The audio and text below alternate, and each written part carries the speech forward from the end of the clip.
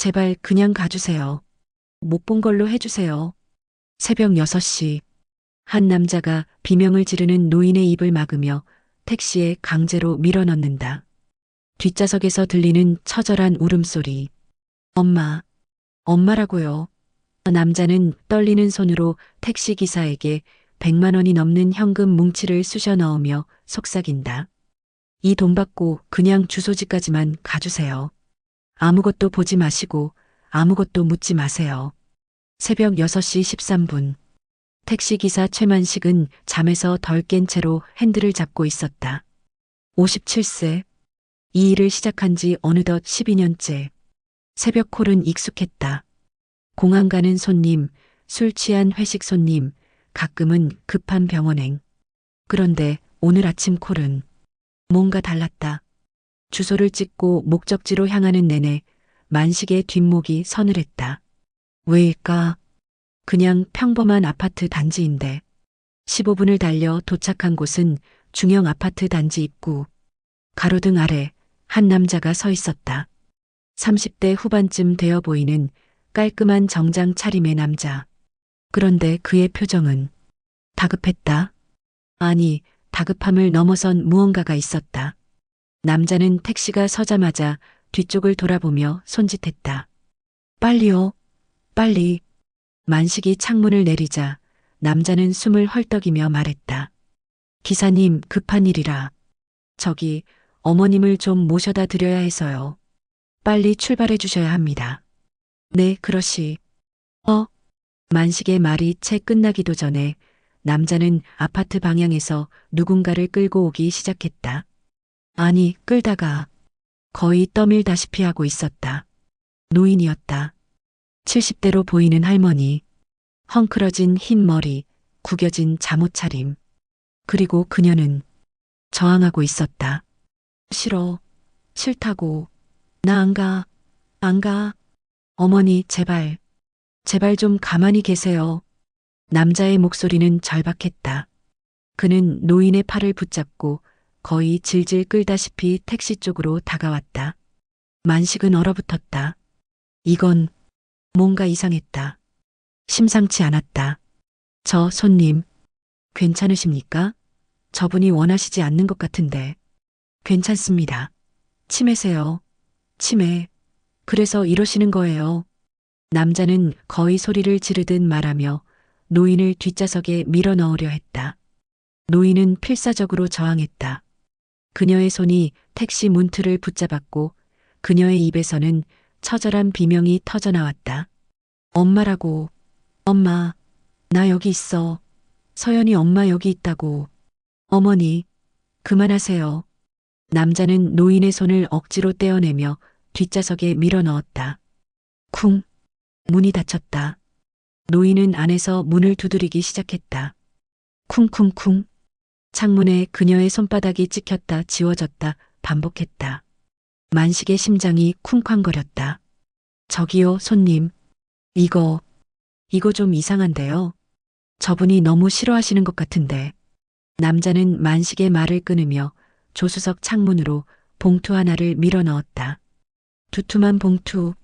그리고 그 위에 현금 뭉치 10,000원권이 빼곡하게 고무줄로 묶여 있었다. 만식의 눈이 커졌다. 이게 뭡니까? 100만 원입니다. 아니, 120만 원. 선불입니다. 네. 기사님, 제발이요. 이 돈 받고 그냥 주소지까지만 가주세요. 남자의 목소리가 떨리고 있었다. 그의 눈에는 공포 같은 게 어려 있었다. 아니, 절박함? 만식은 본능적으로 거부감이 들었다. 손님, 저는 돈 문제가 아니라 200만 원 드릴게요. 예. 남자는 재킷 안주머니에서 또 다른 현금 뭉치를 꺼냈다. 떨리는 손으로 그것을 만식의 무릎 위에 올려놨다. 만식은 숨이 막혔다. 이건 정상이 아니었다. 기사님, 제발 부탁드립니다. 저희 사정이 너무 복잡해서요. 그냥 이 봉투 안에 있는 주소로만 가주시면 됩니다. 거기 가면 사람이 기다리고 있을 겁니다. 절대로 중간에 내리시면 안 됩니다. 알겠죠? 뒷좌석에서는 여전히 노인의 울음소리가 들렸다. 엄마, 엄마 여기 있어. 서연아, 준혁아. 만식은 고개를 돌려 백미러로 노인을 봤다. 그녀는 차창에 얼굴을 붙이고 밖을 보고 있었다. 눈물이 주르륵 흘러내리고 있었다. 그 눈빛은 공포에 질려 있었다.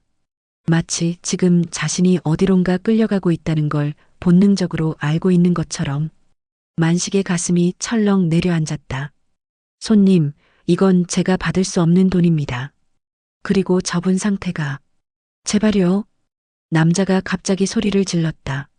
그의 목소리에는 울음이 섞여 있었다. 기사님, 저도 이러고 싶지 않습니다. 하지만 저희 집이 무너지고 있어요.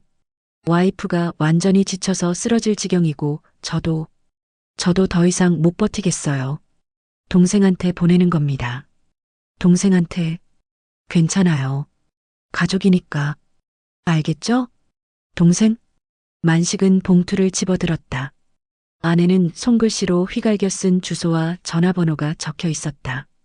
경기도 성남시 분당동 1234, 연락처 010-1234-5678 이준혁. 이준혁이 동생이십니까? 네. 제 처남이요. 고등학교 교사입니다. 안정적이고 좋은 사람이에요. 걱정 마세요. 남자는 말을 마치자마자 만식의 어깨를 탁 치며 뒤로 물러섰다.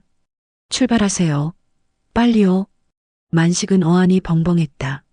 하지만 무릎 위에 올려진 현금 뭉치의 무게가 너무 무거웠다. 200만 원. 그는 하루 종일 일해도 20만 원 벌기 힘든 택시 기사였다. 200만 원이면 밀린 카드값을 갚을 수 있었다. 딸의 대학 등록금 일부를 보탤 수 있었다. 만식은 핸들을 잡은 손에 힘을 주었다. 뒷좌석의 노인은 여전히 울고 있었다. 하지만 이제 문을 두드리는 힘도 약해졌다. 그녀는 그저 창밖을 보며 중얼거리고 있었다. 엄마 집에 있을게. 착하게 있을게. 만식은 깊은 숨을 들이쉬었다. 그리고 기어를 넣었다. 차가 출발했다. 백미러로 보이는 남자는 그 자리에 멈춰서서 떠나는 택시를 지켜보고 있었다.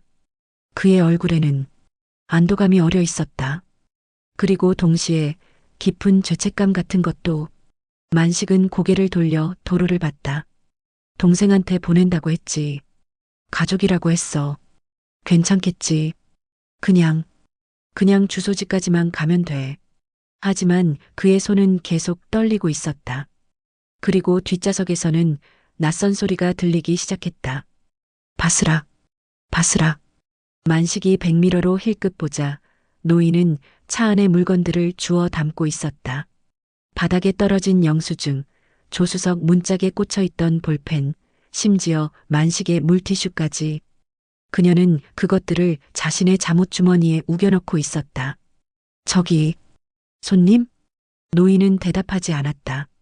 그저 계속해서 무언가를 주우려고 손을 뻗었다. 창틀, 안전벨트, 심지어 자신의 신발까지. 그녀의 눈빛은 초점을 잃은 채 어딘가 멍하게 허공을 응시하고 있었다. 만식의 등골이 서늘해졌다. 이건 치매가 맞았다. 하지만 왜일까? 왜 가슴 한구석이 이렇게 불편한 걸까? 택시는 새벽의 고속도로로 접어들었다. 아직 해가 뜨기 전 가로등 불빛만이 차 안을 희미하게 비추고 있었다. 그리고 그 빛 아래 노인은 여전히 무언가를 주워 담고 있었다. 마치 자신이 살아온 모든 순간들을 잃어버릴까봐 두려워하는 사람처럼. 준혁아, 서연아, 엄마 버리지 마. 고속도로를 달리는 내내 뒷좌석에서 들려오는 중얼거림. 만식은 룸미러로 노인을 힐끗 본다. 그녀는 차창에 이마를 대고 지나가는 가로등 불빛을 멍하니 바라보고 있다. 그리고 손은 여전히 무언가를 주워 담고 있다. 새벽 6시 47분. 고속도로에 진입한 지 20분째.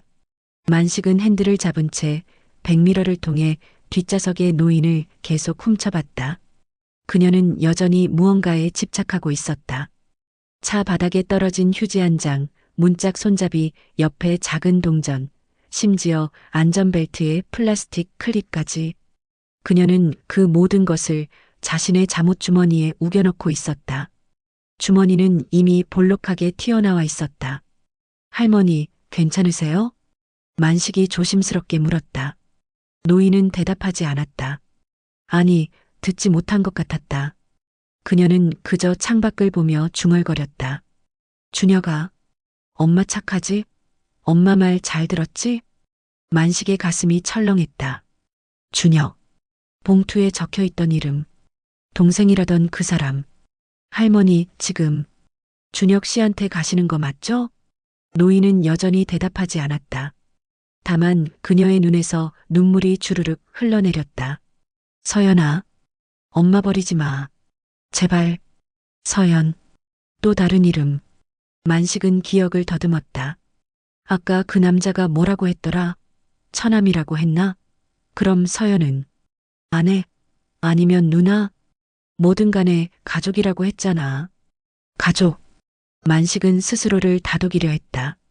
하지만 가슴 한구석의 불편함은 사라지지 않았다. 그때였다. 뒷좌석에서 갑자기 요란한 소리가 들렸다. 콰당. 만식이 깜짝 놀라 백미러를 보자 노인은 자신의 가방을 바닥에 쏟아버리고 있었다. 아니, 가방이 아니었다. 잠옷 주머니에서 쏟아져 나온 온갖 물건들. 영수증, 볼펜, 동전, 사탕 껍질, 심지어 만식의 마스크까지. 할머니, 위험해요. 만식이 소리쳤지만 노인은 듣지 못했다. 그녀는 바닥에 흩어진 물건들을 다시 주우려고 몸을 숙였다. 안전벨트도 풀린 채로. 할머니, 안전벨트. 만식은 급히 갓길에 차를 세웠다. 심장이 미친 듯이 뛰었다. 그는 황급히 뒷좌석 문을 열고 노인을 부축했다. 할머니, 일단 앉으세요. 제가 주워드릴게요. 노인은 만식의 손을 뿌리쳤다. 내 거야. 내 거라고. 그녀의 목소리는 날카로웠다. 공격적이었다. 만식은 움찔했다. 노인은 바닥의 물건들을 필사적으로 긁어모으며 다시 주머니에 넣기 시작했다. 그녀의 손은 떨리고 있었다. 내 거. 다 내 거야. 뺏으면 안 돼. 만식은 그 모습을 보며 얼어붙었다. 이 장면, 이 행동, 어디서 본 것 같았다. 아니, 본 게 아니라 경험했다. 20년 전, 만식의 어머니, 그녀도 똑같았다. 요양원에 계시던 마지막 1년. 어머니는 모든 것을 주워 담았다. 식당에서 쓰던 플라스틱 숟가락, 복도에 떨어진 휴지, 다른 할머니의 빚, 심지어 쓰레기통의 껌 껍질까지. 간호사들이 말했다. 알츠하이머 환자들이 종종 그래요. 호딩이라고, 수직 강박증. 자신이 무언가를 잃어버리고 있다는 공포 때문에 모든 걸 붙들려고 하는 거예요. 그때 만식은 이해하지 못했다. 왜 어머니가 쓰레기를 모으는지, 왜 자신의 물건을 그렇게 필사적으로 지키려 하는지. 하지만 지금은 알 것 같았다. 어머니는 자신의 기억을 붙들고 있었던 거였다. 할머니. 만식은 조심스럽게 노인의 손을 잡았다. 노인은 깜짝 놀라 만식을 쳐다봤다. 그녀의 눈에는 공포가 가득했다. 뺏을 거야? 내 거 뺏을 거야? 아니에요. 안 뺏어요. 만식은 부드럽게 말하며 바닥의 물건들을 주워 노인의 손에 쥐어줬다. 영수증 한 장, 볼펜 한 자루, 작은 동전 하나. 여기 있어요. 다 할머니 거예요. 노인은 그 물건들을 꼭 쥐며 눈물을 흘렸다. 고마워. 고마워요. 만식의 눈시울이 뜨거워졌다. 그는 노인을 다시 자리에 앉히고 안전벨트를 채워줬다. 그리고 뒷좌석 문을 닫으려는 순간 노인이 그의 팔을 붙잡았다. 아들, 아들아. 네. 엄마 착하게 있을게. 엄마 말 잘 들을게. 그러니까 버리지 마. 만식의 심장이 철렁 내려앉았다. 버리지 마. 그 말이 계속 귓가에 맴돌았다. 그는 노인의 손을 살짝 두드려주고는 문을 닫았다. 다시 운전석에 앉았다. 핸들을 잡은 손이 떨렸다. 아니야. 가족한테 보내는 거라고. 동생한테. 괜찮아. 하지만 만식의 머릿속에서는 계속 의문이 꼬리를 물었다. 왜 새벽 6시에? 왜 노인은 그렇게 저항했을까? 왜 200만 원이나 주면서까지 급히 보내려 했을까? 그리고 가장 큰 의문. 왜 노인은 계속 버리지 말라고 말하는 걸까? 오전 7시 20분. 고속도로 휴게소. 만식은 주유를 하며 잠시 차에서 내렸다. 노인은 뒷좌석에서 잠들어 있었다. 아니, 잠든 게 아니라 기절한 것처럼 보였다. 그녀의 얼굴은 창백했고 호흡은 가빴다. 만식은 걱정이 되어 뒷좌석 문을 열고 노인의 이마를 살짝 만져봤다. 뜨거웠다. 열이 있었다. 할머니, 괜찮으세요? 노인은 신음하듯 중얼거렸다. 물, 물. 만식은 급히 휴게소 편의점으로 뛰어갔다. 생수 한 병과 젖은 물티슈를 샀다. 그리고 돌아와 노인에게 물을 건넸다. 천천히 드세요. 노인은 떨리는 손으로 물병을 받아 입에 댔다. 하지만 대부분의 물은 입 밖으로 흘러내렸다. 그녀는 제대로 삼키지 못했다. 만식은 물티슈로 그녀의 입가를 닦아줬다. 그때 노인의 잠옷에서 무언가가 떨어졌다. 작은 동전 하나. 만식은 그것을 주워들었다. 낡은 500원짜리 동전. 하지만 뭔가 이상했다. 동전의 뒷면에 희미하게 무언가가 새겨져 있었다. 만식은 눈을 가늘게 뜨고 자세히 들여다봤다. 행복 슈퍼. 가게 이름이었다. 누군가 매직펜으로 작게 써놓은 것 같았다. 만식은 고개를 갸우뚱했다. 행복 슈퍼? 들어본 적 없는 이름이었다. 그때 노인이 갑자기 손을 뻗어 동전을 낚아챘다. 내 거야. 그녀는 동전을 꼭 쥐고 품속 깊이 숨겼다. 마치 세상에서 가장 소중한 보물을 지키듯이. 만식은 그 모습을 보며 묘한 느낌을 받았다. 그냥 동전인데 왜 저렇게까지? 하지만 곧 깨달았다. 치매 환자에게는 모든 게 의미가 있다. 비록 남들이 보기엔 쓰레기 같은 것일지라도 그들에게는 잃어버린 기억의 조각일 수 있다. 만식은 차에 다시 올라타며 한숨을 쉬었다. 빨리 가자. 목적지에 가면 가족이 기다리고 있을 거야. 그럼 내 책임은 끝나는 거야. 하지만 가슴 한구석의 불편함은 사라지지 않았다. 오전 8시 10분. 목적지까지 20분 남았다는 내비게이션 안내가 나왔다. 만식은 긴장했다. 곧 이 기묘한 여정이 끝날 것이다. 그런데 뒷좌석의 노인이 갑자기 말했다. 집에 가고 싶어? 만식은 백미러로 그녀를 봤다. 곧 도착해요, 할머니. 조금만 참으세요. 집이 어디야? 노인의 목소리는 떨리고 있었다. 내 집이 어디지? 나 어디로 가는 거야? 만식은 대답할 수 없었다. 그도 몰랐으니까. 이 노인이 지금 어디로 가고 있는지, 그곳이 정말 그녀의 집인지. 준혁이가 기다리고 있을 거예요. 만식은 애써 밝게 말했다. 하지만 노인은 고개를 저었다. 준혁이는 나 싫어해. 아니에요, 그럴 리가요. 날 버렸어. 다들 날 버렸어. 노인은 다시 울기 시작했다. 만식은 더 이상 아무 말도 할 수 없었다. 그는 그저 핸들을 꽉 쥐고 앞만 보며 달렸다. 그리고 마음속으로 되뇌었다. 제발 그곳에 사람이 있기를. 제발 이게 진짜 가족의 일이기를. 하지만 만식의 등골은 점점 더 서늘해지고 있었다. 왜일까? 왜 자꾸 불길한 예감이 드는 걸까? 오전 8시 32분. 목적지 도착. 내비게이션이 목적지에 도착했습니다라고 알렸다. 만식은 차를 세우고 주변을 둘러봤다. 한적한 신도시의 아파트 단지. 오래된 건물들. 그리고 봉투에 적힌 정확한 주소지 앞에는 아무도 없었다. 만식의 심장이 쿵 내려앉았다. 뒷좌석의 노인은 여전히 창밖을 보며 중얼거리고 있었다. 집이? 여기가 집이야? 만식은 떨리는 손으로 봉투 속 전화번호를 꺼냈다. 010-1234-5678 이준혁. 그는 전화를 걸었다. 신호음이 울렸다. 한 번, 두 번, 세 번, 그리고 고객님의 전화를 받을 수 없습니다. 만식의 얼굴이 새하얗게 질렸다. 전화기에서 흘러나오는 차갑고 기계적인 목소리. 만식의 손이 떨렸다. 그는 다시 한 번 전화를 걸었다. 그리고 또 한 번. 하지만 결과는 같았다. 뒷좌석의 노인이 물었다. 우리 도착한 거야? 만식은 대답할 수 없었다. 그의 시선은 아파트 입구의 낡은 우편함에 고정되어 있었다. 녹슬고 깨진 우편함. 그리고 그 위에 붙은 테이프 자국들. 누군가 이사간 지 오래된 흔적이었다. 오전 8시 35분.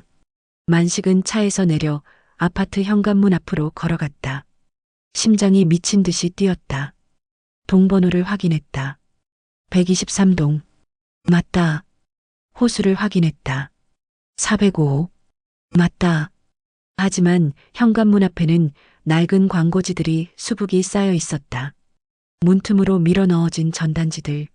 적어도 몇 달은 방치된 것처럼 보였다. 만식은 떨리는 손으로 초인종을 눌렀다. 딩동. 응답 없음. 다시 눌렀다. 딩동. 딩동. 딩동. 여전히 아무 소리도 들리지 않았다. 만식은 문 앞에 쪼그려 앉아 문틈으로 안을 들여다봤다. 어둠.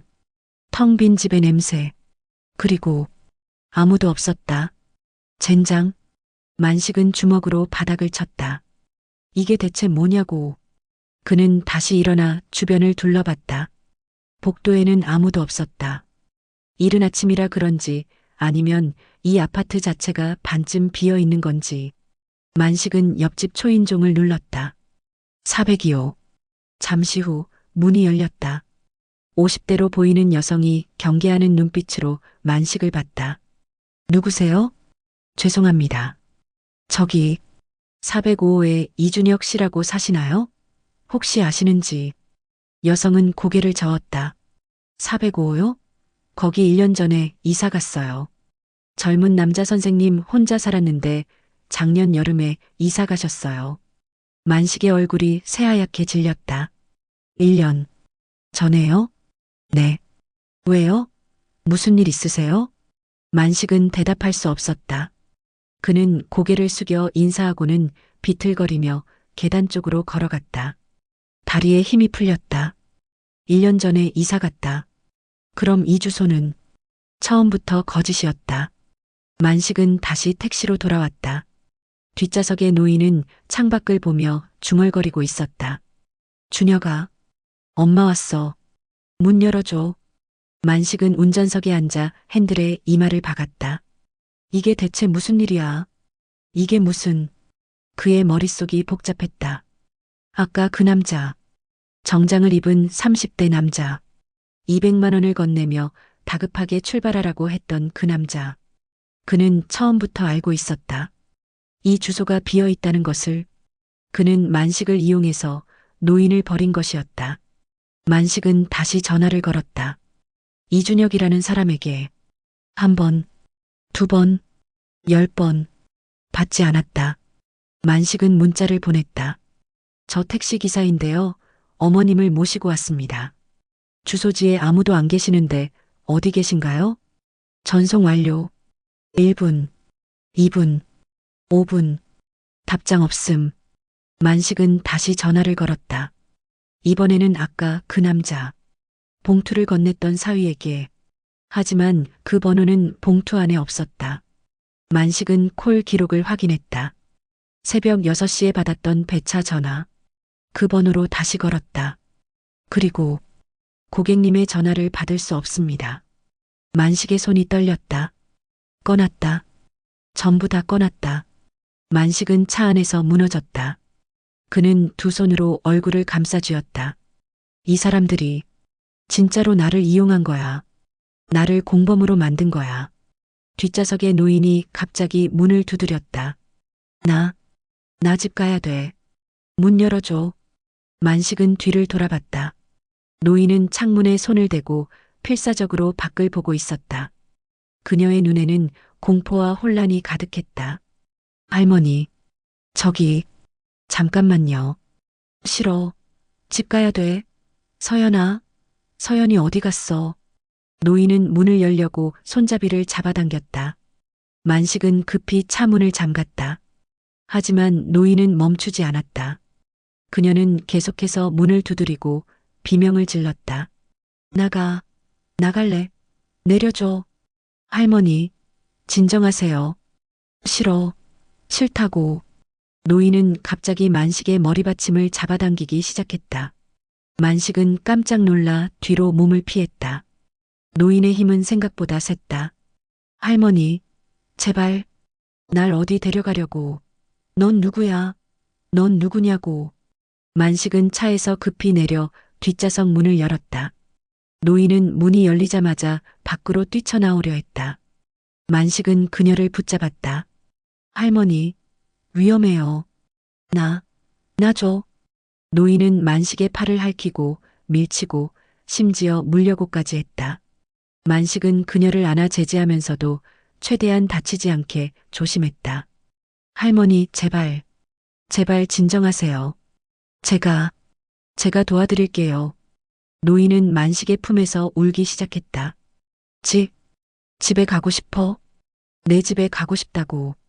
만식의 눈시울이 뜨거워졌다. 이 사람은 아무 죄도 없다. 그저 나이가 들어 기억을 잃었을 뿐이다. 그런데 가족들은 그녀를 버렸다. 계획적으로, 치밀하게, 그리고 비겁하게. 오전 9시 20분. 만식은 노인을 다시 차에 태우고 근처 공원 벤치에 차를 세웠다. 노인은 지쳐서 잠들어 있었다.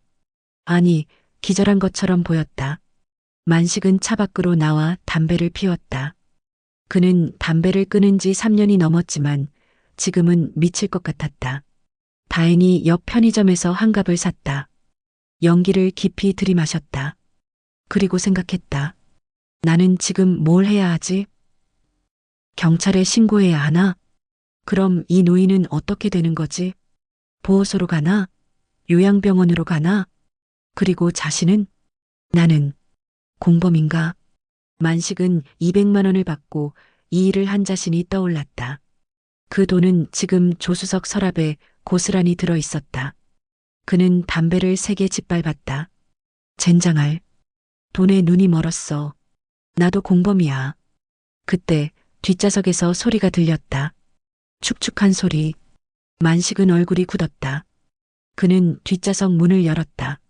노인은 실수를 했다. 대소변을 지린 채 그녀는 잠들어 있었다. 만식은 한참을 그 자리에 서 있었다. 차 안의 냄새, 노인의 창백한 얼굴, 그리고 그녀의 손에 꼭 쥐어진 그 낡은 동전. 만식은 무릎이 꺾였다.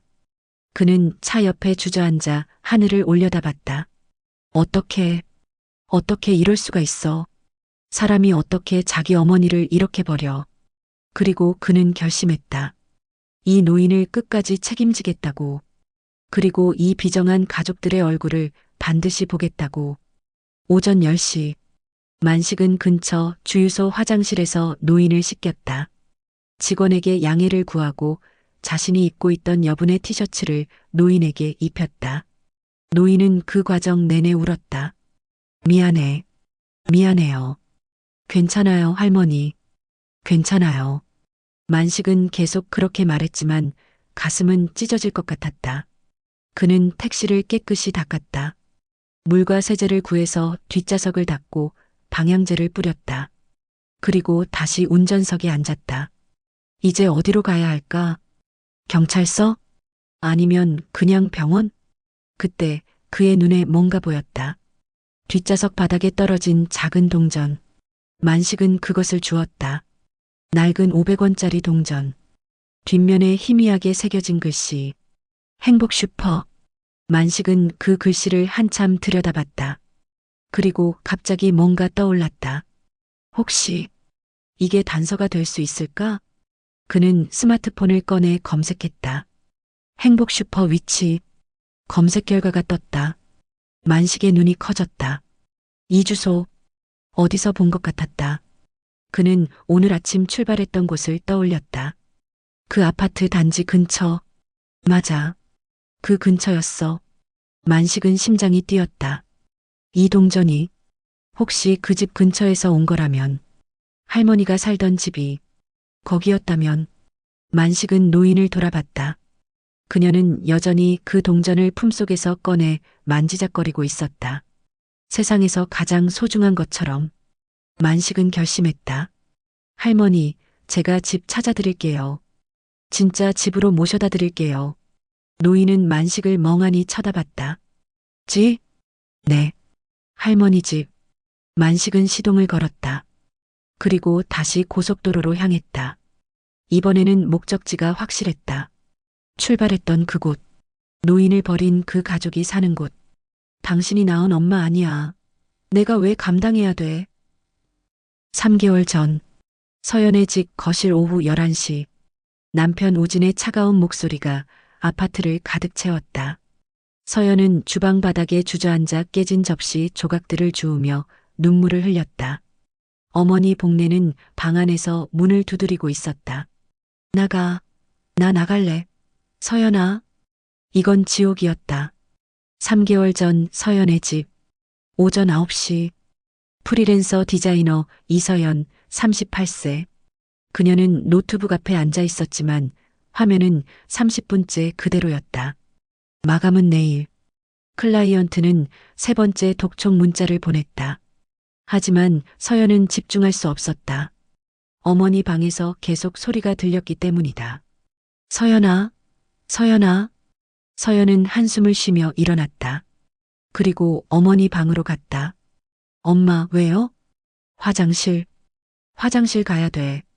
이미 4번째였다. 서연은 어머니를 부축해 화장실로 데려갔다.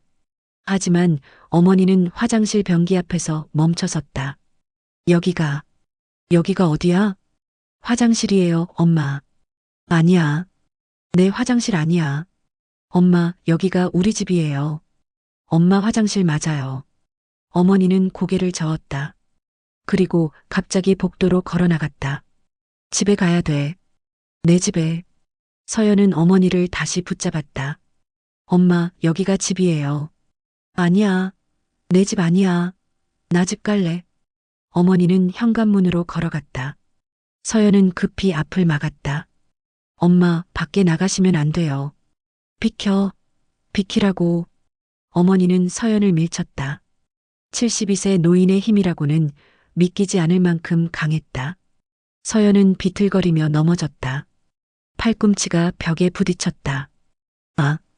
어머니는 현관문 손잡이를 잡아당겼다. 다행히 이중 잠금 장치가 걸려 있어 열리지 않았다. 하지만 어머니는 멈추지 않았다.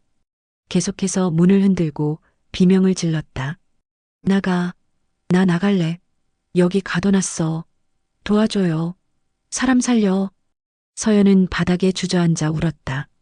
이게 벌써 몇 번째인지 모르겠다.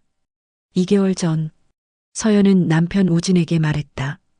여보, 간병인을 다시 구해야 할 것 같아. 우진은 신문을 보다 말고 고개를 들었다.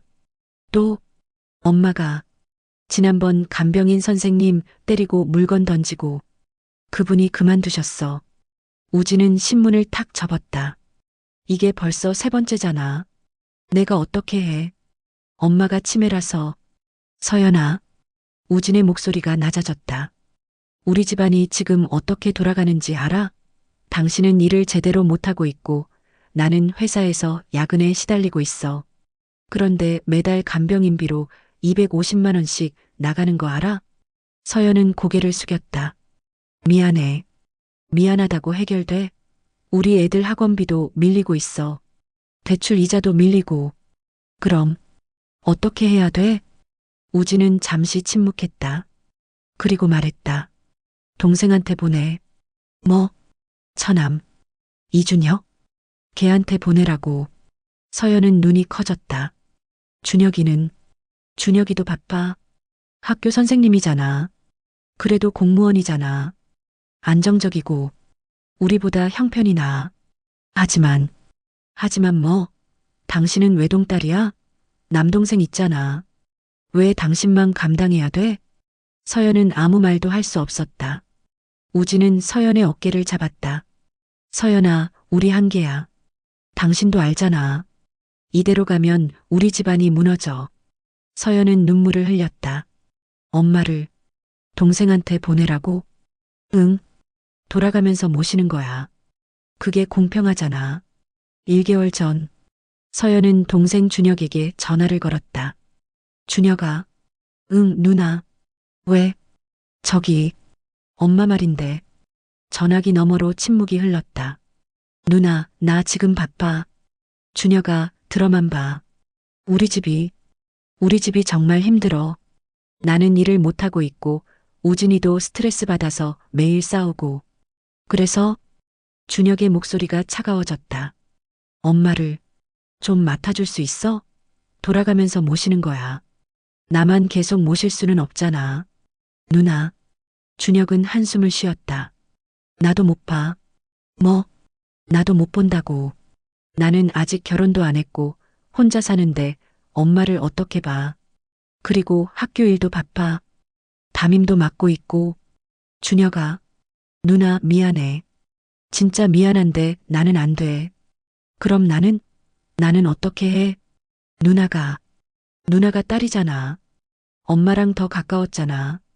서연은 울음을 터뜨렸다. 나도 딸이기 전에 사람이야. 나도 한계가 있다고. 누나 소리 지르지 마. 나도 내 사정이 있어. 내 사정? 내 사정이 뭔데? 엄마는 우리 둘 다 낳아주셨어. 똑같이 키우셨다고. 누나. 준혁의 목소리가 높아졌다. 나도 힘들어. 나도 내 삶 살기 바빠. 왜 나한테 떠넘기려고 해? 전화가 끊겼다. 서연은 바닥에 주저앉아 통곡했다. 3주 전, 밤 11시, 서연은 거실에서 깨진 접시 조각을 줍고 있었다. 어머니가 저녁에 접시를 바닥에 던진 것이었다. 이게 뭐야? 이게 밥이야. 하면서 우진이 퇴근해서 집에 들어왔다. 그리고 거실의 상태를 보고 얼굴을 굳혔다. 또 서연은 대답하지 않았다. 그저 조각들을 줍고 있었다. 우진은 어머니 방으로 걸어갔다. 방문을 열자 방 안은 엉망이었다. 옷가지들이 바닥에 흩어져 있고 서랍은 모두 열려 있었고 이불은 구겨진 채 한쪽 구석에 처박혀 있었다. 어머니는 구석에 웅크리고 앉아 뭔가를 주워 담고 있었다. 어머님, 뭐 하세요? 어머니는 우진을 째려봤다. 넌 누구야? 여긴 내 집이야. 나가. 우진은 한숨을 쉬며 방문을 닫았다. 그리고 서연에게 걸어왔다. 서연아. 응. 우리 한계야. 서연은 고개를 들었다.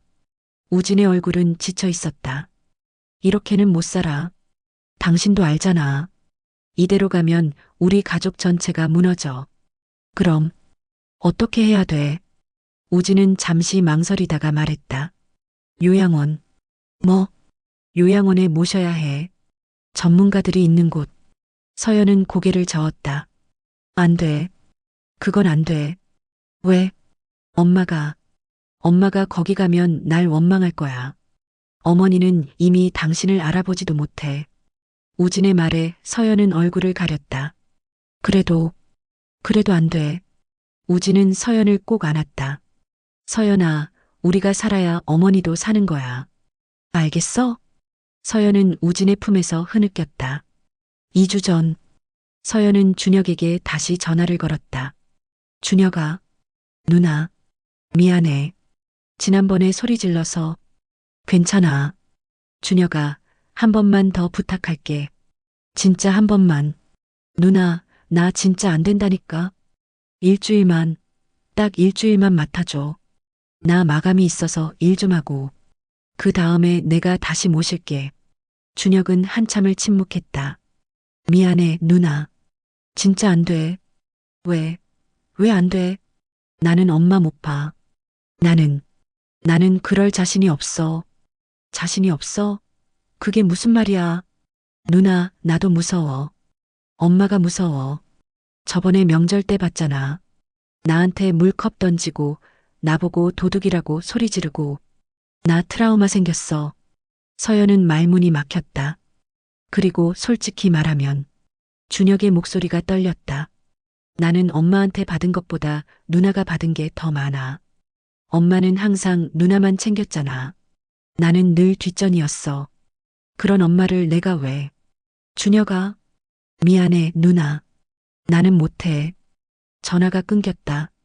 서연은 핸드폰을 벽에 던졌다. 핸드폰이 산산조각 났다.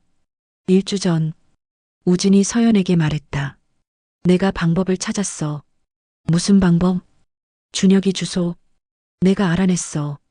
서연은 눈이 커졌다. 그게 무슨 소리야? 준혁이가 임용되고 처음 살던 아파트. 1년 전까지 살던 곳. 거기로 어머니를 보내는 거야. 하지만 준혁이는 이미 이사 갔잖아. 그게 중요해? 우진은 서연의 손을 잡았다.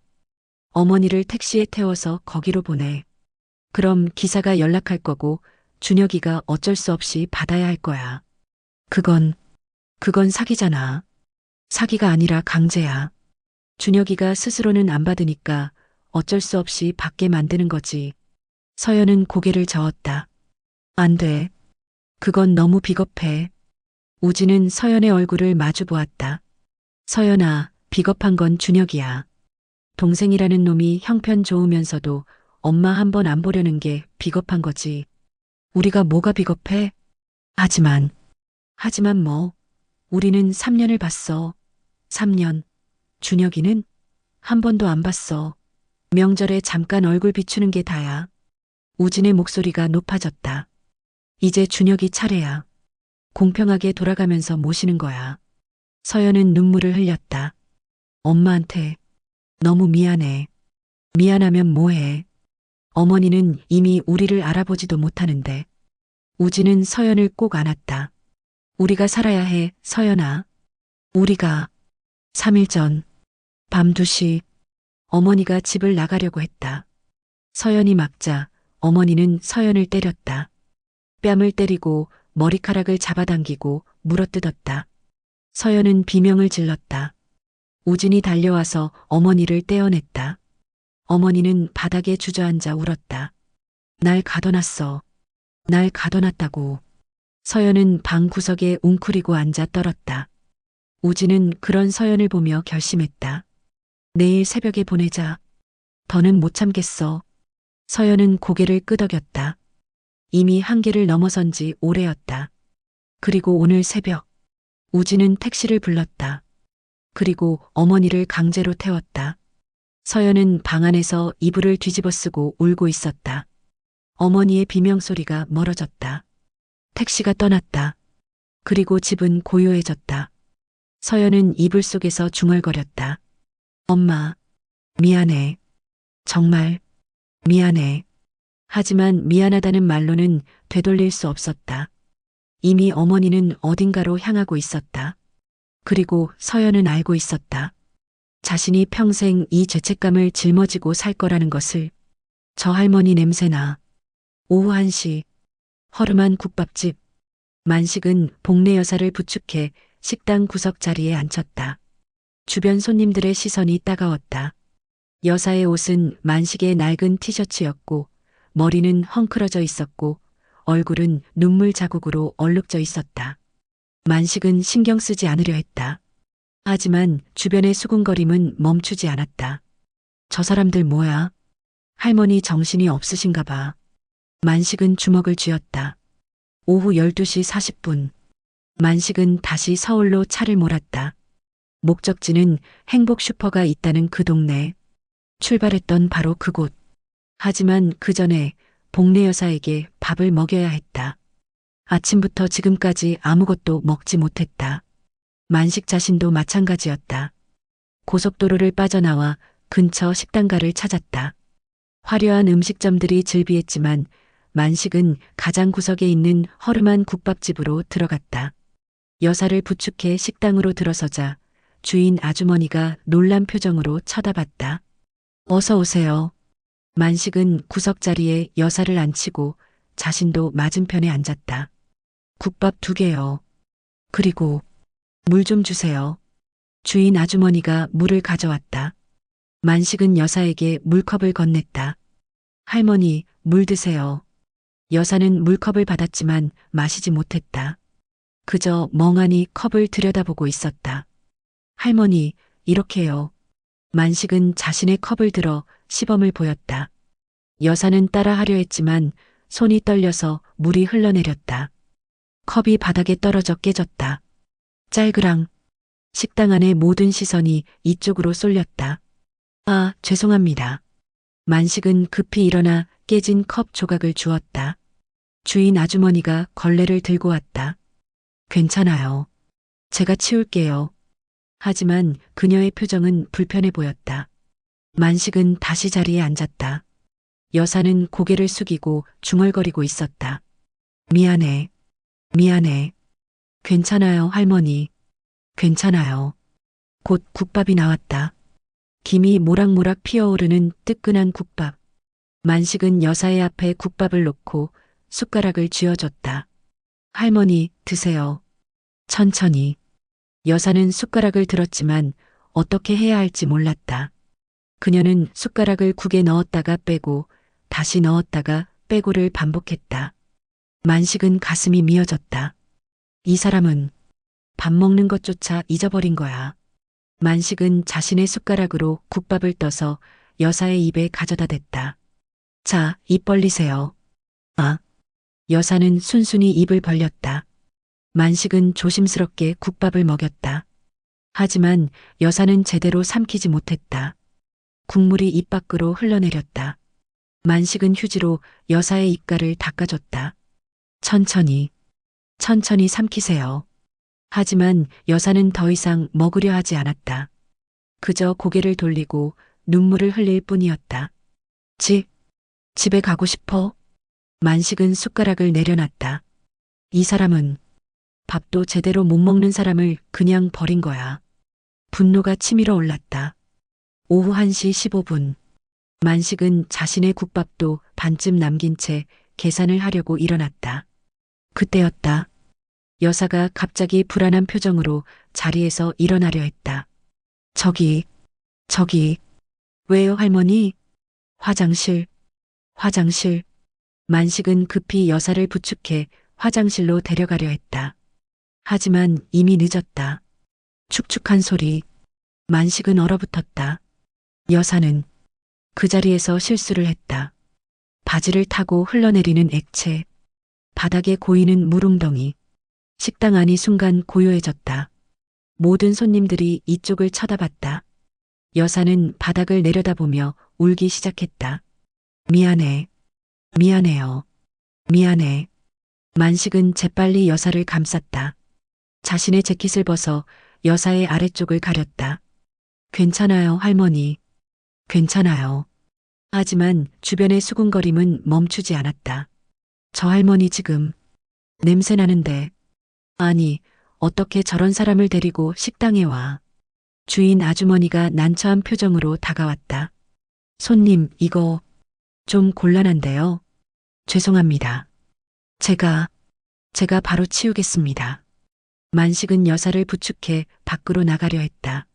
하지만 여사는 움직이지 못했다. 그저 그 자리에 서서 울고만 있었다. 할머니 가요. 밖으로 나가요. 미안해. 미안해요. 엄마 잘못했어. 만식의 눈시울이 뜨거워졌다. 그는 여사를 안아들었다. 그리고 식당 밖으로 나갔다. 뒤에서 들리는 주인 아주머니의 한숨 소리, 손님들의 혀를 차는 소리. 만식은 그 모든 소리를 들으며 여사를 택시까지 데려갔다. 오후 1시 30분. 만식은 근처 주유소 화장실에서 다시 한번 여사를 씻겼다. 차가운 물로 여사의 다리를 닦아주고 자신이 트렁크에 보관하던 여벌 바지를 입혔다. 너무 컸지만 어쩔 수 없었다. 여사는 그 과정 내내 울었다. 미안해. 정말 미안해. 괜찮다니까요, 할머니. 괜찮아요. 만식은 계속 그렇게 말했지만 가슴은 무너지고 있었다. 이 사람은 평생을 자식들 키우느라 살았을 거야. 밥 해주고, 빨래 해주고, 뒷바라지 해주고. 그런데 지금은 이렇게. 만식은 여사의 머리를 빗겨줬다. 손에 닿는 흰 머리카락들, 주름진 손, 힘없는 어깨. 이 사람은 누군가의 어머니였다. 그리고 누군가에게 버림받았다. 오후 2시 만식은 택시 안에서 여사에게 편의점에서 산 삼각김밥을 먹이려 했다. 하지만 여사는 먹지 않았다. 할머니, 조금만 드세요. 기운 차려야죠. 배 안 고파. 그래도 조금만. 여사는 고개를 저었다. 그리고 창밖을 보며 중얼거렸다. 서연이는 밥 먹었을까? 만식의 가슴이 철렁했다. 서연, 딸의 이름. 여사는 자신을 버린 딸을 걱정하고 있었다. 준혁이는 학교 갔을까? 준혁, 아들의 이름. 여사는 자신을 외면한 아들을 걱정하고 있었다. 만식은 눈물을 참을 수 없었다. 이게 부모야. 버림받아도 잊혀져도 자식들만 걱정하는 게 부모라고. 만식은 자신의 어머니를 떠올렸다. 20년 전 요양원에서 돌아가신 어머니. 마지막으로 본 그날 어머니는 만식의 손을 잡고 말했다. 만식아, 너 밥은 먹고 다니니? 감기 조심하고. 당시 만식은 바빴다. 택시 일도 바쁘고 집안 살림도 바빴다. 그래서 어머니를 자주 찾아뵙지 못했다. 그리고 어머니는 혼자 돌아가셨다. 만식이 도착했을 때는 이미 차가워진 후였다. 만식은 지금도 후회한다. 더 자주 찾아뵐걸. 더 많이 말씀드릴걸. 더 오래 손잡고 있을걸. 오후 2시 30분. 만식은 결심했다. 그는 여사를 뒤돌아보며 말했다. 할머니.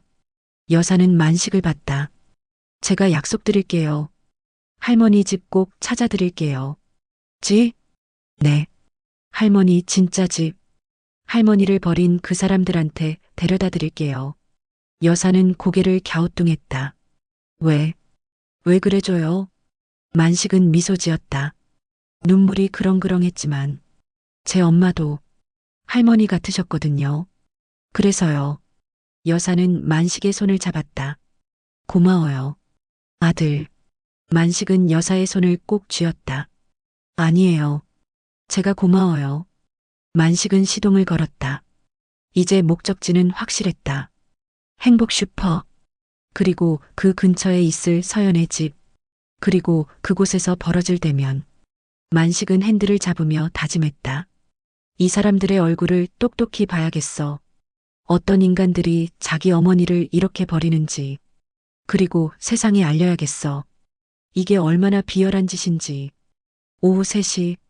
만식은 내비게이션에 행복 슈퍼를 검색했다. 내비게이션이 경로를 안내했다.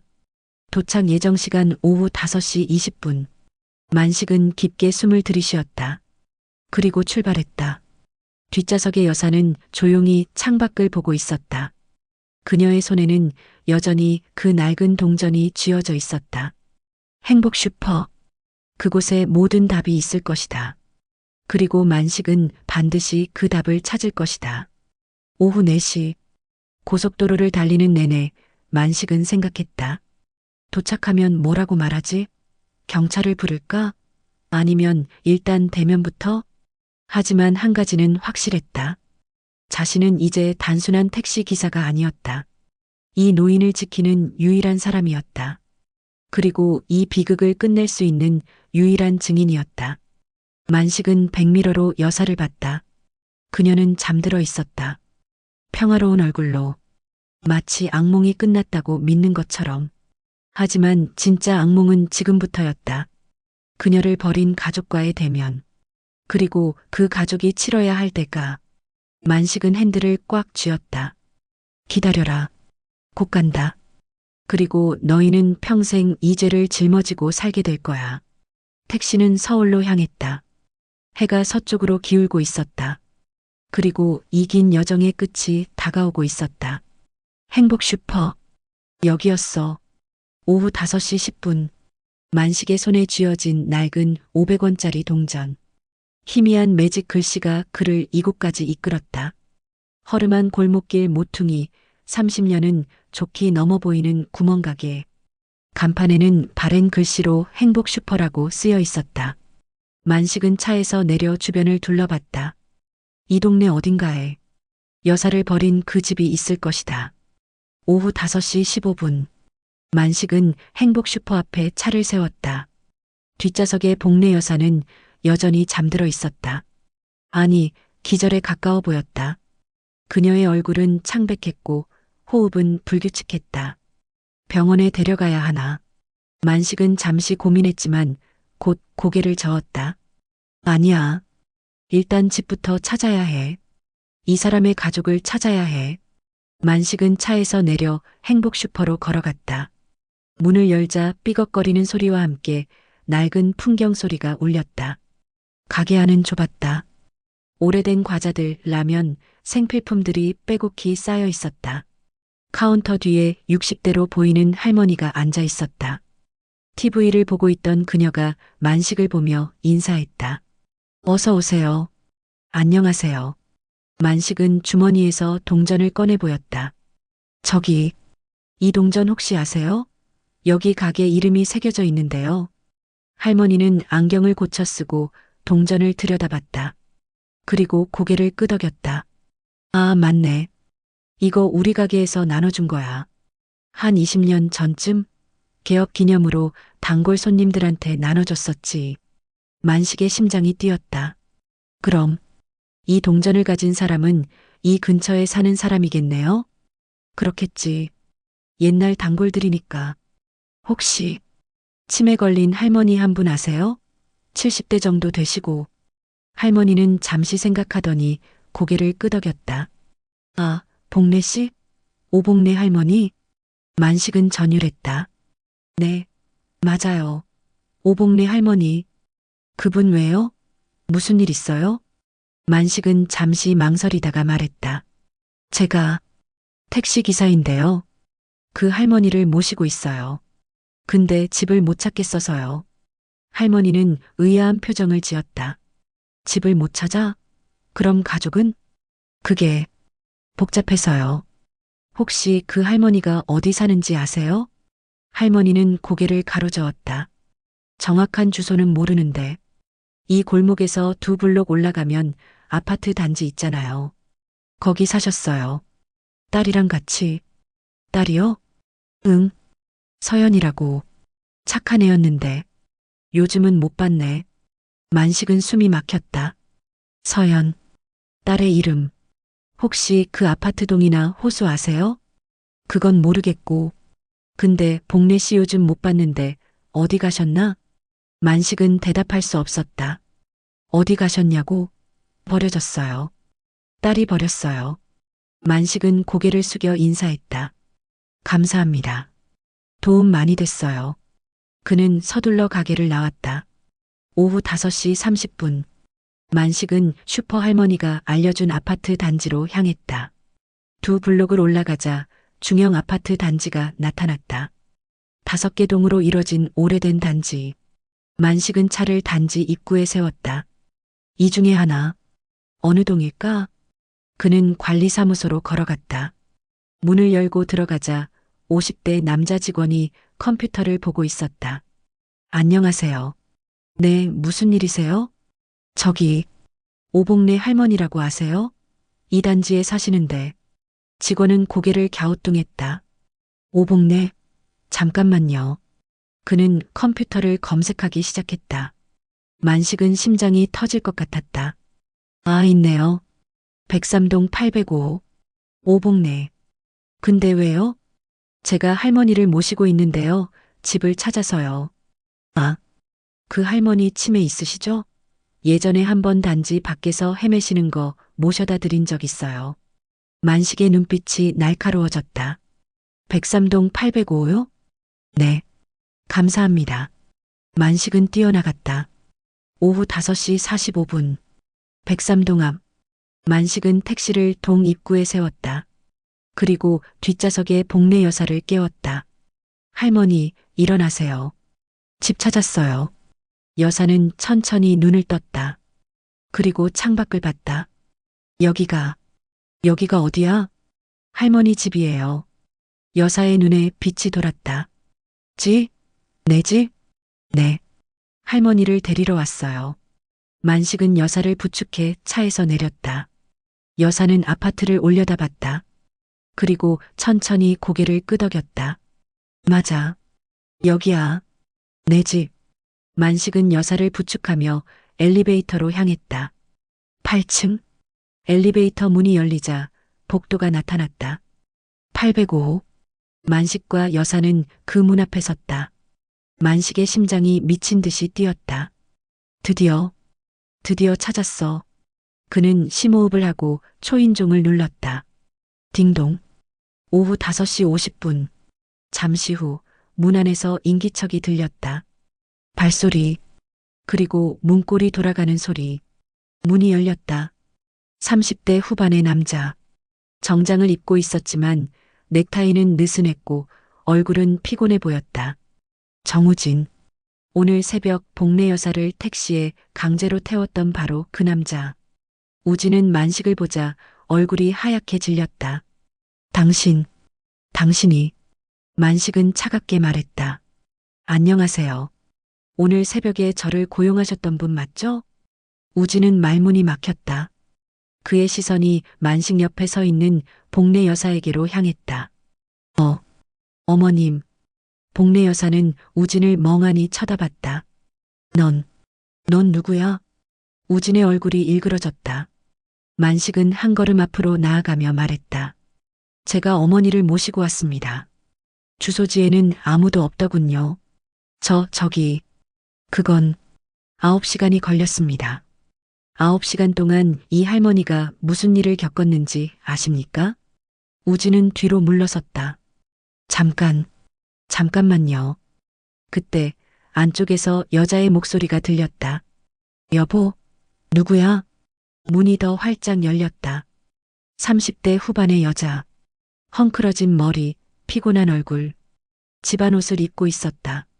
이서연. 복례 여사의 딸. 서연은 문 밖의 상황을 보고 얼어붙었다. 만식? 그리고 어머니. 엄마. 복례 여사는 서연을 봤다. 그리고 갑자기 미소를 지었다. 서연아. 서연은 손으로 입을 막았다. 눈물이 주르륵 흘러내렸다. 엄마. 왜 여기? 만식은 차갑게 말했다. 왜냐고요? 당신들이 버린 분을 제가 모셔왔으니까요. 서연은 비틀거렸다. 버리다니. 무슨 말씀을? 103동 405호. 1년 전에 이사간 주소. 처음부터 아무도 없을 걸 알고 있었죠? 우진이 앞으로 나섰다. 기사님, 오해가 있으신 것 같은데. 오해? 200만 원 주고 저를 공범으로 만든 게 오해입니까? 만식의 목소리가 높아졌다. 이 할머니가 오늘 하루 뭘 겪었는지 아십니까? 차 안에서 실금하고 식당에서 망신당하고 9시간 동안 집을 찾아 헤맸습니다. 복도의 다른 집 문들이 열리기 시작했다. 이웃들이 고개를 내밀었다. 서연은 무릎이 꺾였다. 엄마, 미안해. 엄마. 복례 여사는 딸을 향해 손을 뻗었다. 서연아, 엄마 왔어. 착하지? 그 순간 복도 끝에서 누군가 나타났다. 30대 초반의 남자. 깔끔한 캐주얼 옷차림. 이준혁? 복례 여사의 아들. 막내. 그는 상황을 보고 얼어붙었다. 이게 무슨... 만식은 준혁을 봤다. 당신이 이준혁입니까? 네. 그런데요? 오늘 새벽 당신 주소로 이 할머니를 보냈는데 거기는 텅 비어 있더군요. 1년 전에 이사간 주소였습니다. 준혁의 얼굴이 새하얗게 질렸다. 그는 서연을 봤다. 누나, 내 옛날 주소로 보냈어? 진짜로? 서연은 고개를 들지 못했다. 준혁은 분노로 떨었다. 누나 미쳤어? 그게 말이 돼? 준혁아, 나도 어쩔 수 없었어. 어쩔 수 없었어? 그래서 엄마를 속여서 내한테 떠넘기려 한 거야? 우진이 끼어들었다. 준혁아, 진정해. 우리도. 매형은 닥쳐요. 이게 다 매형 아이디어잖아. 복도는 점점 더 시끄러워졌다. 이웃들이 다 나와 있었다. 그리고 그 소란 한가운데 복례 여사는 딸을 바라보며 중얼거렸다. 서연아, 엄마 밥 먹었어. 걱정하지 마. 만식은 그 모습을 보며 주먹을 쥐었다. 이게 가족이야? 오후 6시 10분 805 현관 앞 준혁의 고함 소리가 복도를 가득 채웠다. 이웃들은 문 밖으로 나와 구경하고 있었다. 누군가는 핸드폰으로 촬영까지 하고 있었다. 서연은 바닥에 주저앉아 울고 있었고 우진은 벽에 기대선 채 얼굴을 가리고 있었다. 그리고 복례 여사는 딸의 어깨를 토닥이며 중얼거렸다. 울지 마. 서연아, 울지 마. 오후 6시 만식이 상황을 정리하려 했다. 일단 안으로 들어가서 얘기하시죠. 이렇게 복도에서 누나는 공범이잖아. 누나도 동의했으면서 만식은 그 광경을 보며 헛웃음을 쳤다. 이 사람들 진짜? 복례 여사는 여전히 딸을 토닥이고 있었다. 괜찮아. 다 괜찮아. 오후 6시 15분 이웃 중 한 명이 관리사무소에 신고를 했다. 곧 경비 아저씨가 올라왔다. 여기 무슨 일입니까? 소란스럽게 준혁이 경비를 받다. 아저씨, 여기 노인 유기 사건이에요. 저 사람들이 우리 엄마를 버렸어요. 경비 아저씨는 당황했다. 노인, 유기, 만식이 나섰다. 저는 택시 기사입니다. 오늘 새벽에 이분이 저한테 200만 원을 주고 어머니를 다른 주소로 보내라고 했어요. 근데 그 주소는 비어 있었고 전화는 안 받고 경비 아저씨는 얼굴이 굳었다. 이건 경찰에 신고해야겠는데요? 경찰. 서연이 벌떡 일어났다. 안 돼요. 경찰은 안 돼요. 왜요? 노인 유기는 범죄입니다. 우진이 끼어들었다. 아저씨, 오해세요. 이건 가족 문제예요. 동생한테 엄마를 보내려던 거였어요. 하지만 동생분은 모르셨다면서요? 그건 준혁이 소리쳤다. 맞아요. 저는 몰랐어요. 저는 엄마 안 받는다고 몇 번이나 말했어요. 경비 아저씨는 한숨을 쉬었다. 일단 경찰 부르겠습니다. 잠깐만요. 우진이 경비를 막았다. 경찰은 좀. 만식은 그 모습을 보며 분노가 치밀었다. 이 할머니가 오늘 하루 뭘 겪었는지 아십니까? 차 안에서 9시간 밥도 제대로 못 먹고 화장실도 못 가고. 만식의 목소리가 떨렸다. 어머니는 안중에도 없어요? 복도가 조용해졌다. 준혁은 입을 다물었다. 서연은 고개를 숙였다. 우진은 얼어붙었다. 그리고 복례 여사는 만식을 올려다보며 말했다. 아들, 화내지 마. 애들 착해. 만식은 눈물이 났다. 이 할머니는 아직도 자식들을 감싸고 있어. 오후 6시 30분. 경찰이 도착했다. 2명의 경찰관. 40대 남자와 30대 여자. 남자 경찰관이 상황을 파악하려 했다. 무슨 일입니까? 만식이 처음부터 설명했다. 새벽에 급박한 출발. 비어있던 주소지. 9시간의 방황. 그리고 지금의 상황. 경찰관들은 심각한 표정으로 들었다. 여자 경찰관이 서연에게 물었다. 어머니를 왜 다른 주소로 보내신 겁니까? 서연은 울먹였다. 저도 너무 힘들었어요. 3년 동안 혼자 모셨는데 도저히 못하겠어서. 그래서 동생분한테 보내시려고? 네. 돌아가면서 모셔야 한다고 생각했어요. 준혁이 끼어들었다. 저는 받는다고 한 적 없어요. 누나가 일방적으로 보낸 거예요. 남자 경찰관이 우진을 봤다. 200만 원을 주셨다고요? 우진은 고개를 끄덕였다. 네. 급한 일이라서. 급한 일이면 왜 거짓 주소를 주셨습니까? 거짓은 아니고 동생이 살던 곳이었어요. 하지만 동생분은 이미 이사 가셨고 본인도 그걸 아셨죠? 우진은 대답하지 못했다. 경찰관은 한숨을 쉬었다. 이건 노인유기죄에 해당할 수 있습니다. 뭐요? 서연이 얼굴이 새하얗게 질렸다. 보호자가 노인을 유기하면 5년 이하의 징역 또는 1,500만 원 이하의 벌금입니다. 저희는 유기한 게 아니에요. 동생한테 보내려던. 하지만 동생분은 동의하지 않았고 주소는 거짓이었고 어머니는 9시간 동안 방치되었습니다. 준혁이 말했다. 그럼 누나랑 형부만 처벌받는 거죠? 저는 아니고요. 여자 경찰관이 준혁을 차갑게 봤다. 보호 의무 방임도 문제가 될 수 있습니다. 당신도 자녀잖아요. 저는 엄마 안 모셨는데요. 그게 문제죠. 3년 동안 누나 혼자 모시게 내버려뒀으니까요. 준혁은 말문이 막혔다.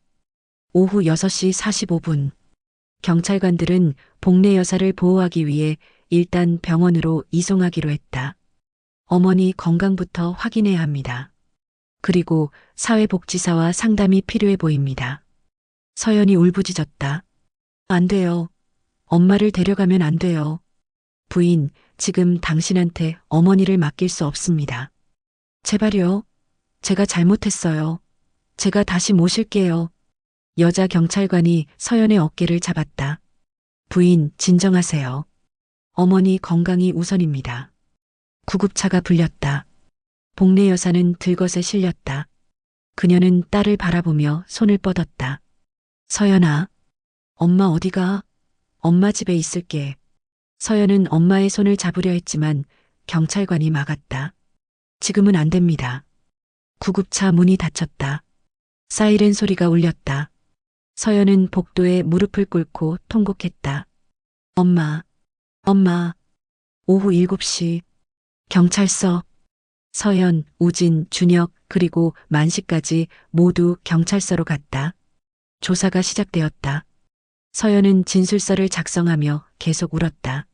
저는 정말 최선을 다했어요. 3년 동안 간병인도 고용하고 병원도 다니고 근데 엄마 상태가 너무 안 좋아져서 그래서 유기하신 겁니까? 유기가 아니에요. 동생한테 보내려던 동의 없이 강제로 보낸 건 유기입니다. 서연은 고개를 묻었다. 옆방에서는 우진이 조사받고 있었다. 200만 원은 왜 주셨습니까? 그게 택시 기사님이 거부하실까봐 거부할 만한 일이었다는 걸 아셨네요? 그리고 왜 동생의 옛날 주소를 주셨습니까? 동생이 전화를 안 받아서 어쩔 수 없이 사기를 치신 거군요. 우진은 대답하지 못했다. 준혁은 또 다른 방에서 조사받고 있었다. 어머니를 3년 동안 한 번도 모시지 않으셨다고요? 저는 제 형편이 어떻게 되시죠? 혼자 살고 학교 일도 바빠서 하지만 공무원이시고 안정적인 수입이 있으시죠?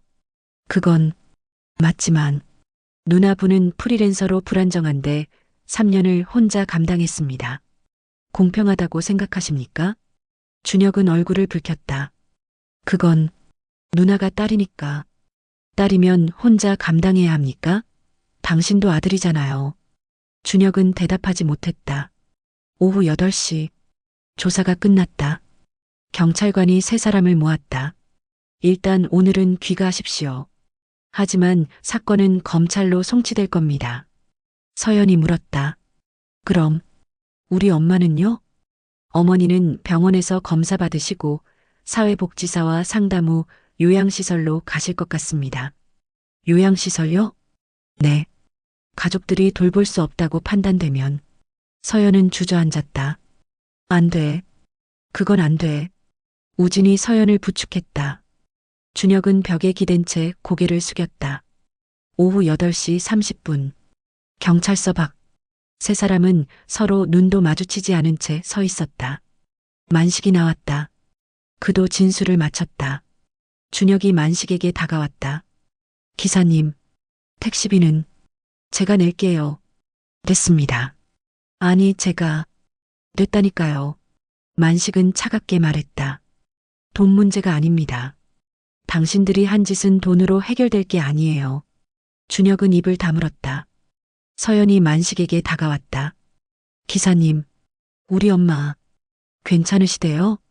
만식은 서연을 봤다. 그녀의 눈은 퉁퉁 부어 있었다. 병원에 계십니다. 탈수 증상이 심하다고 하더군요. 제가 면회 갈 수 있을까요? 그건 병원이나 복지사에게 물어보세요.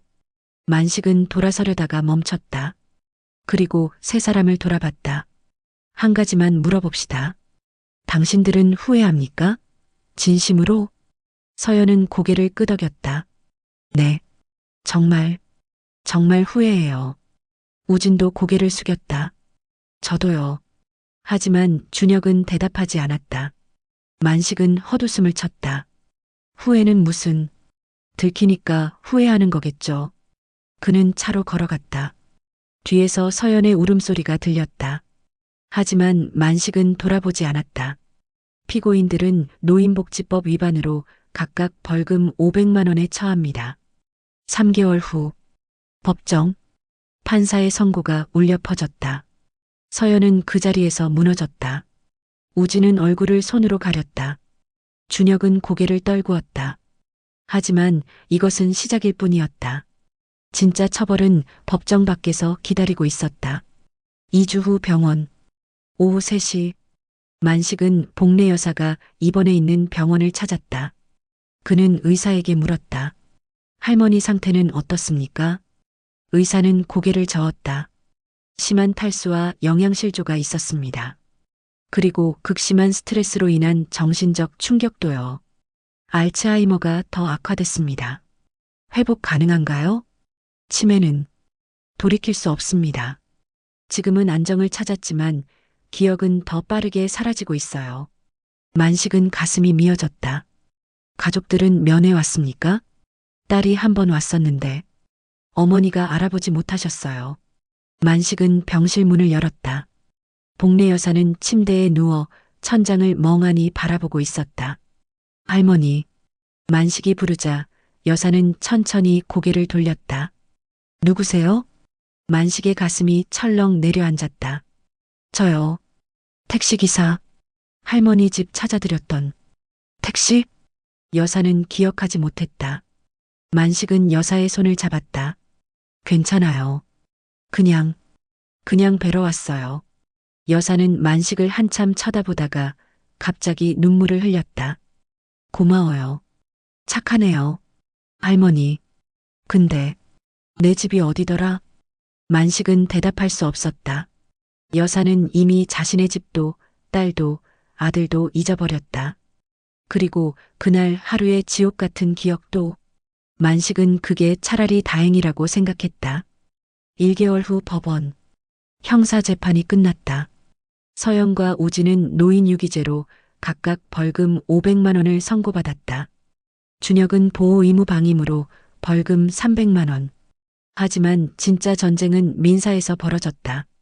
서연은 준혁에게 소송을 걸었다. 3년간의 간병 비용 반환 청구했건. 서연의 주장. 나는 3년 어머니를 모셨다. 간병인 비용, 의료비, 생활비로 총 8천만 원이 들었다. 준혁은 한 번도 비용을 분담하지 않았다.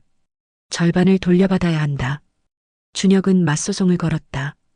명예훼손 및 정신적 피해 배상 청구했건. 준혁의 주장. 누나는 나를 엄마를 강제로 떠넘기려 했다. 이로 인해 나는 경찰 조사를 받았고 학교에서 소문이 나서 명예가 실추되었다.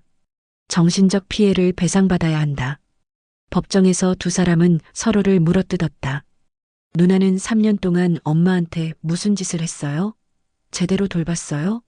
아니면 방치했어요? 내가 한 번이라도 도와줬어? 명절 때 얼굴만 비추고 가는 게 다였잖아. 그게 내 잘못이에요? 누나가 딸이니까 당연히 모셔야죠. 너도 아들이야. 똑같은 자식이라고. 판사는 한숨을 쉬었다. 원고와 피고 조용히 하세요. 하지만 두 사람은 멈추지 않았다. 2개월 후 요양병원. 복례 여사는 요양병원으로 옮겨졌다. 정부 지원으로 운영되는 공립요양원. 시설은 깨끗했지만 차갑고 무미건조했다. 여사는 6인실에 배정되었다. 창가 자리. 그녀는 매일 창밖을 보며 중얼거렸다. 서연아, 준혁아, 언제 와? 하지만 아무도 오지 않았다. 서연은 소송에 매달리고 있었다.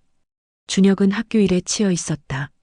우진은 회사와 집을 오가며 지쳐 있었다. 아무도 어머니를 찾지 않았다. 어느 날 요양병원 사회복지사가 서연에게 전화를 걸었다. 보호자님, 어머니께서 많이 쇠약해지셨어요. 한번 면회 오시는 게 지금은 힘들어요. 소송도 있고 일도 있고. 하지만 어머니께서 계속 딸을 찾으세요. 제가 가봤자 저를 알아보지도 못하잖아요. 그래도 죄송합니다. 전화가 끊겼다. 복지사는 한숨을 쉬었다. 3개월 후 서연의 집 밤 11시. 서연은 거실에 홀로 앉아 있었다. 노트북 화면에는 미완성 디자인 파일. 마감은 지난 지 일주일. 클라이언트는 계약을 파기했다. 이서연 씨, 이번이 세 번째 마감 미준수입니다. 더 이상 함께 일할 수 없겠네요. 서연은 일을 잃었다.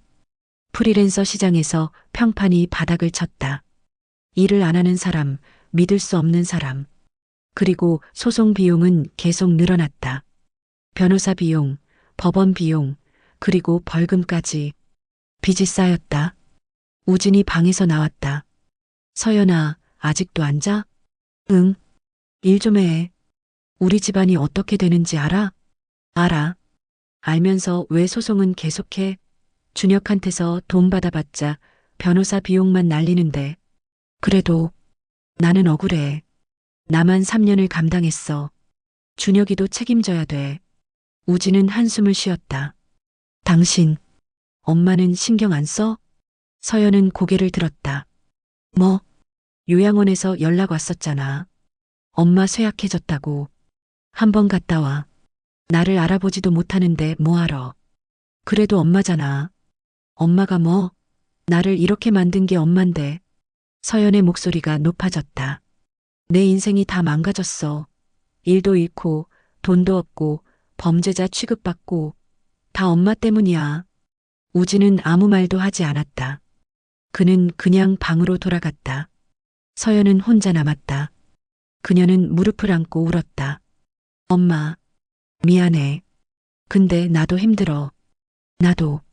3개월 후, 준혁의 학교. 오후 4시, 교무실.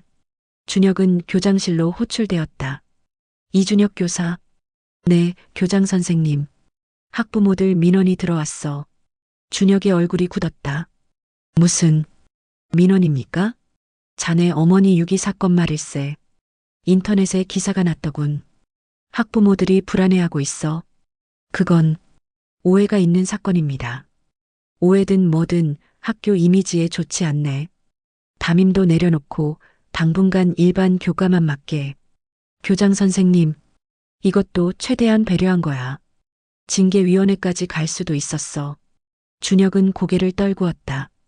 그는 교무실로 돌아왔다. 동료 교사들의 시선이 따가월다. 준혁 선생님, 그 기사 봤어요. 어머니는 괜찮으세요? 요양원에 계신다면서요? 준혁은 대답하지 않았다.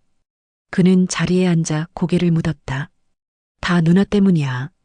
누나가 날 속였으니까. 하지만 마음 한구석에서는 알고 있었다. 자신도 공범이라는 것을, 어머니를 외면한 자신도 똑같다는 것을. 6개월 후, 요양병원. 겨울, 복례 여사는 침대에 누워 있었다. 그녀는 이제 거의 말을 하지 않았다. 밥도 제대로 먹지 못했다. 그저 창밖을 보며 눈물만 흘렸다. 간호사가 물었다. 할머니, 왜 우세요? 여사는 대답하지 않았다. 다만 중얼거렸다. 집, 가고 싶어. 할머니 집은 여기예요. 아니야. 내 집 아니야. 그날 저녁, 만식이 찾아왔다. 그는 일주일에 한 번씩 여사를 찾아왔다. 할머니 왔어요. 여사는 만식을 보며 희미하게 웃었다. 아들, 네 할머니. 만식은 거짓말을 했다. 여사에게는 그게 위안이 될 것 같았으니까. 엄마 밥 먹었어? 네, 먹었어요. 다행이다. 엄마 착하지? 네, 착하세요. 여사는 만식의 손을 꼭 잡았다. 고마워. 내 아들. 만식은 눈물을 흘렸다. 이 사람의 진짜 아들과 딸은 어디 있을까? 왜 나 같은 남이 여기 앉아 있을까? 9개월 후 법원. 민사재판이 끝났다. 판사는 두 소송 모두 기각했다. 원고 이서연의 간병비 반환 청구는 기각한다. 법적 의무 분담에 명확한 합의가 없었으므로 원고 이준혁의 명예훼손 및 배상 청구는 기각한다. 피고의 행위가 명예훼손에 해당하지 않으므로 결국 둘 다 변호사 비용만 날렸다. 서연은 2천만 원, 준혁은 1,500만 원. 법정 밖에서 두 사람은 마주쳤다. 하지만 아무 말도 나누지 않았다. 그저 서로를 원망하는 눈빛만 교환했다. 그리고 각자의 길로 떠났다. 1년 후 요양병원. 봄. 복래 여사는 폐렴으로 위독했다. 병원에서 보호자에게 연락했다. 서연이 왔다. 1년 만에 면회였다. 서연은 어머니의 침대 곁에 앉았다. 엄마, 나야. 서연이. 여사는 눈을 떴다. 하지만 초점이 없었다. 엄마, 미안해. 진짜 미안해. 서연은 어머니의 손을 잡고 울었다. 엄마, 나 너무 힘들었어. 근데 그게 핑계가 될 수 없다는 거 알아. 나는 나쁜 딸이야. 여사는 천천히 고개를 돌렸다. 그리고 서연을 봤다. 누구세요? 서연의 심장이 멈춘 것 같았다. 엄마, 나야. 서연이. 서연? 여사는 그 이름을 되뇌었다. 하지만 기억하지 못했다. 미안해요. 기억이 안 나요. 서연은 어머니의 가슴에 얼굴을 묻고 통곡했다. 엄마, 엄마. 하지만 어머니는 그저 서연의 머리를 쓰다듬어 줄 뿐이었다. 울지 마요. 괜찮아요. 마치 낯선 사람을 위로하듯이. 1년 6개월 후 복래 여사가 세상을 떠났다. 장례식장. 서연, 우진, 준혁. 그리고 몇몇 친척들. 조문객은 많지 않았다. 만식도 왔다. 그는 영정 사진 앞에 절을 올렸다. 사진 속 복래 여사는 웃고 있었다. 아마 10년 전쯤 찍은 사진인 것 같았다. 그때는 아직 건강했을 때. 만식은 여사에게 말했다. 할머니, 편히 쉬세요. 이제 아무도 할머니를 버리지 않을 거예요. 그는 고개를 숙였다. 상주석에는 서연이 앉아 있었다. 그녀는 1년 반 동안 눈물을 흘려서 그런지 이제는 눈물도 나오지 않았다. 그저 멍하니 영정을 바라보고 있었다. 준혁은 구석에 서 있었다. 우진은 조문객들을 맞이하고 있었다. 가족은 뿔뿔이 흩어져 있었다. 장례식이 끝나고 화장터로 향했다. 관이 화장로 안으로 들어갔다. 서연은 그제야 무너졌다. 엄마, 미안해. 정말 미안해. 하지만 이미 늦었다. 어머니는 더 이상 그 말을 들을 수 없었다. 2년 후, 만식은 여전히 택시를 운전하고 있었다. 어느 날 그는 노인 한 분을 태웠다. 80대로 보이는 할아버지. 병원으로 가주세요. 네. 만식은 할아버지를 보며 물었다. 혼자 다니세요? 응. 자식들? 바쁘지. 다들. 만식은 가슴이 먹먹했다. 제가 모셔다 드릴게요. 천천히 가시면 돼요. 고맙네, 젊은이. 만식은 미소 지었다. 그리고 생각했다. 복래 할머니, 제가 할머니를 만나고 나서 달라졌어요. 이제는 노인 손님들을 더 잘 모셔드려요. 할머니가 저한테 가르쳐 주신 거죠. 서연은 작은 카페에서 아르바이트를 하고 있었다. 디자인 일은 완전히 그만뒀다. 평판이 바닥이었고 돌아올 수도 없었다. 그녀는 매일 저녁 어머니 영정 사진 앞에 앉았다. 엄마, 오늘도 일 잘했어. 손님들이 친절하다고 했어. 엄마 자랑스럽지? 대답은 없었다. 그저 사진 속 어머니의 미소만이 그녀를 바라보고 있었다. 서연은 매일 밤 울었다. 그리고 매일 아침 일어나 다시 살았다. 평생 이 죄책감을 안고 살 것이다. 준혁은 학교를 그만뒀다. 학부모들의 민원이 계속되었고 결국 명예퇴직했다. 그는 지금 작은 학원에서 시간 강사로 일하고 있다. 그는 어머니 산소에 1년에 한 번 간다. 그때마다 말한다. 엄마, 미안해. 내가 잘못했어. 하지만 어머니는 대답하지 않는다. 준혁은 이제 후배 교사들에게 말한다. 부모님 살아계실 때 잘해. 돌아가시면 후회해도 소용없어. 만식은 택시를 세우고 창밖을 봤다. 거리에는 많은 노인들이 걷고 있었다. 누군가는 자식의 손을 잡고 누군가는 혼자. 만식은 생각했다. 우리는 언젠가 다 늙는다. 그리고 누군가의 손을 잡아야 한다. 그 손이 자식의 손일 수도 남의 손일 수도 있다. 하지만 중요한 건 우리가 서로의 손을 놓지 않는 것. 만식은 시동을 걸었다. 그리고 다시 도로로 나섰다. 오늘도 누군가를 태우기 위해, 오늘도 누군가를 집까지 모셔다 드리기 위해. 가족은 핏줄이 아니라 책임이다. 부모는 자식을 키웠다고 해서 무조건 용서받는 게 아니지만 자식도 부모를 버렸다고 해서 평온할 수 없다. 늙음은 죄가 아니다. 기억을 잃는 것도 죄가 아니다. 하지만 그것을 외면하는 것은 죄다. 우리는 모두 언젠가 늙는다. 그때 우리 곁에 누가 있을지는 지금 우리가 누구 곁에 있는지로 결정된다. 택시에 버려진 것은 기억이 아니었다. 버려진 것은 사랑이었고 책임이었고 인간성이었다. 그리고 그 대가는 평생 지속된다.